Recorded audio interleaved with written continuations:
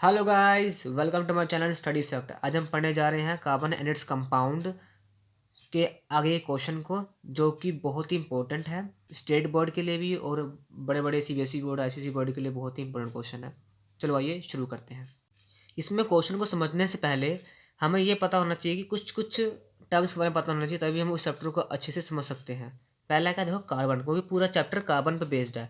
Carbon has 4 valency, carbon की 4 valency होती है, ठीक है।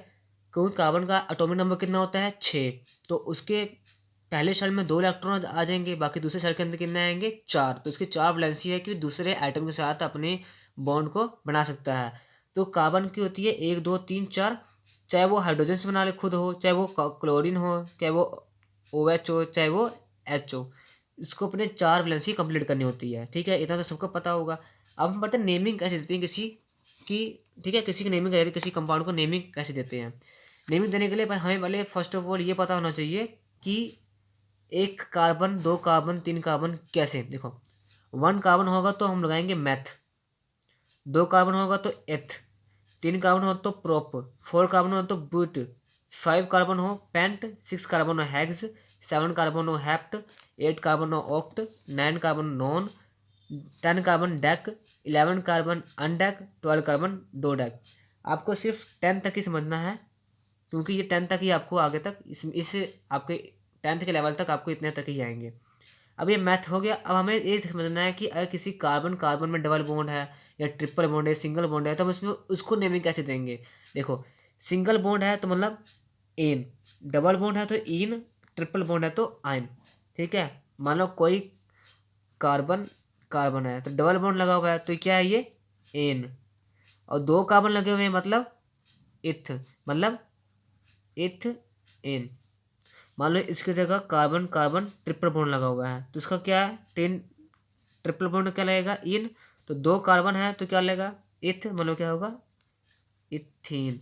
अगर कार्बन सिंगल बॉन्ड है तो क्या लगेगा, इथ एन, क्योंकि इथ क्या है, 2 कार्बन, और एन क्या है, सिंगल बॉन्ड। तो आपको ये सिंपल चीज आपको समझनी होनी होनी चाहिए, ठीक है। अब आगे आते हैं। CH3 सिंगल बॉन्ड जुड़ा हुआ है तो इथेन, डबल बॉन्ड जुड़ा हुआ है तो इथीन, ट्रिपल बॉन्ड जुड़ा हुआ है तो इथाइन। समझ आ गई। अब देखो, कार्बन कार्बन कार्बन कार्बन, कितने कार्बन है, 1 2 3 4। 4 कार्बन में क्या था हमारा, ब्यूट, ठीक। अब एक कार्बन के, अब आपको है नंबरिंग देनी होती है। अगर आपको किसी कंपाउंड को नेमिंग देनी है तो आपको नंबरिंग देनी पड़ेगी, 1 2 3 4। जहाँ से डबल बॉन्ड शुरू हो रहा हो वहीं से आपको नंबरिंग देनी पड़ेगी। अगर यहाँ पे डबल बॉन्ड नहीं होता तो आप यहाँ से नंबरिंग नहीं देते, आप कहीं से नंबरिंग शुरू कर सकते थे, बट यहाँ पे डबल बॉन्ड है तो आपको यहीं से शुरू करना पड़ेगा। तो 1 2 3 4, तो एक एक कार्बन पर डबल बॉन्ड लगा हुआ है तो क्या होगा, इन। तो 1 इन, बुट 1 इन।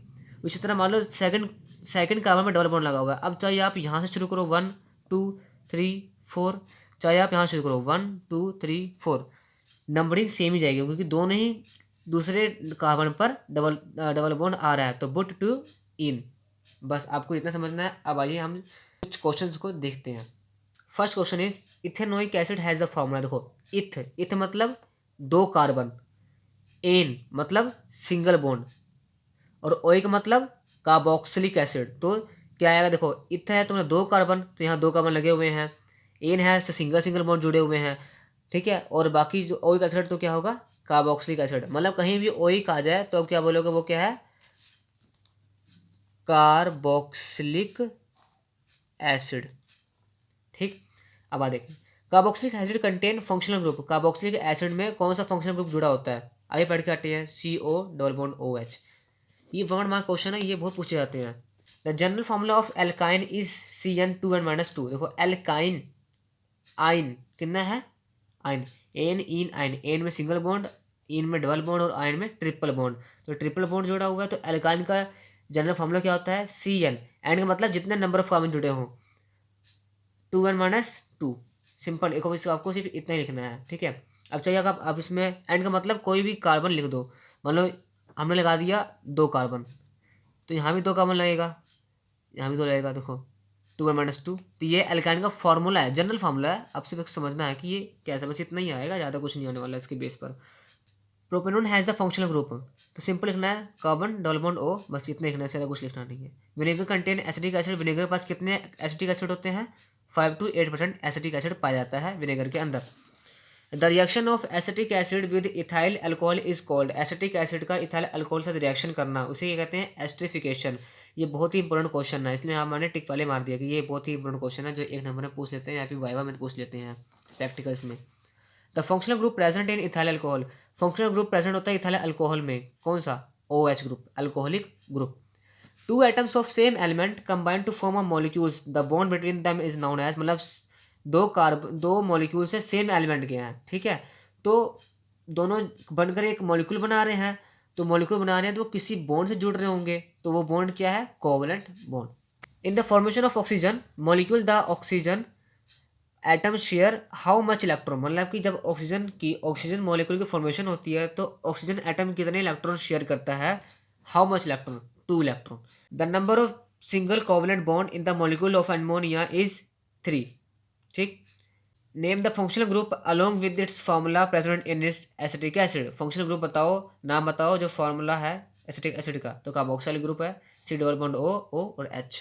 ये सब आपको लर्न ही करने पड़ेंगे, इसकी प्रैक्टिस करनी पड़ेगी, प्रैक्टिस के बिना ही आपको ये कार्बन एनर्ट्स कंपाउंड का चैप्टर नहीं आने वाला, क्योंकि इसमें बहुत सारी कार्बन्स हैं, बहुत सारे उसके फॉर्मूलेज हैं, अगर फॉर्मूलेज लर्न करने पड़ेंगे।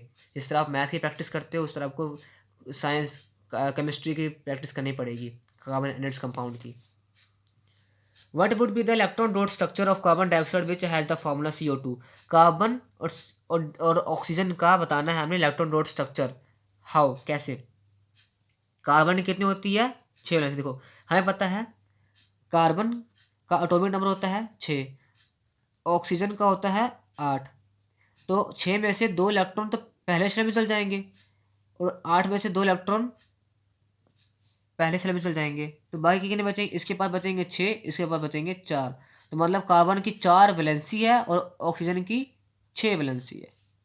ओके, तो हमने यहाँ पर 1 2 3 4 5 6, 1 2 3 4 5 6, 1 2 3 4, तो हमने डॉट स्ट्रक्चर बना दिया। अब देखो कैसे करना है, इसको भी 2 इलेक्ट्रॉन चाहिए अपना ऑक्टेट कंप्लीट करने के लिए, इसको भी चाहिए और इसको तो 4 चाहिए कार्बन को, तो ये इससे भी 2 इलेक्ट्रॉन ले रहा है कार्बन और इससे भी 2 इलेक्ट्रॉन ले रहा है, और ऑक्सीजन इससे भी 2 इलेक्ट्रॉन ले रहा है और ये ऑक्सीजन इससे भी 2 इलेक्ट्रॉन ले रहा है, ठीक है। आप इसको ऐसे कर सकते हो, मतलब ये मैंने ऐसे बनाया, ठीक है, 1 2 3 4 5 6 7 8, ये अपना ऑक्टेट कंप्लीट कर लिया ऑक्सीजन ने, ये भी अपना कंप्लीट कर लेगा ऑक्टेट।